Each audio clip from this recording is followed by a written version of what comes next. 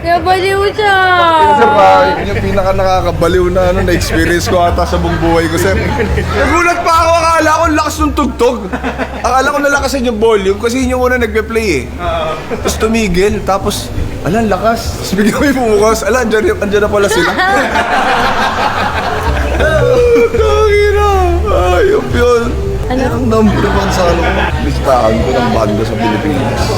Yan talaga. Kaya nga siya. Alam mo ba ang lahi kong Lagi sila ang lahi kong sound trip tama? Gano'n na sila katagal naghihintay doon, nakatayo lang sila doon.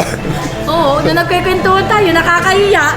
Tapos ang topic pa natin, buntisan. Happy Valentine's, everyone! Hindi na? Kailan ko ba pinaplano to? Tagal na? 2 days ago, tapos 2 1 days day ago. lang yung ngayon. One day preparation. Kailan mo nakausap sila sir sa akin? Kay Miss Karen.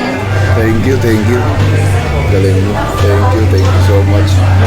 Aba, ikaw talaga full production talaga yun. Nagtatawagan pa kami, buti nasa office ako noon. Miss Karen, ganito yung gagawin ko. Pwede bang sa chorus siya pumasok si sir? Ano, kaya ba yun na?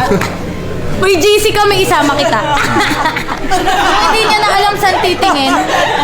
Yan, pag ganun, ano na siya, nababaliw na siya. Kaya nung nung kurtina, hindi na niya alam saan siya titingin. Yun na, sabi ko, ay, nababaliw na to.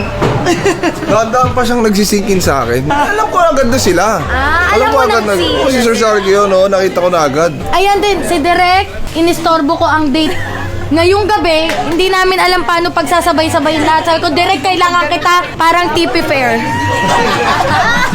Kinakabahan ako nung nagtatanong siya ano yung nasa kabila. Sabi ko, ay wala, hindi na atin yan. May iba na. Gumaganon ako sa'yo, di ba? Yung pala gusto mo pa silipin.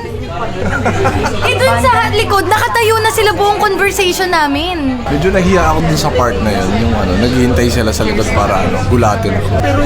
Kaya nga binilisan lang natin yung kain, yung ano. Surreal yung nangyari. Parang hindi siya totoo. Ngayon lang sila, sir.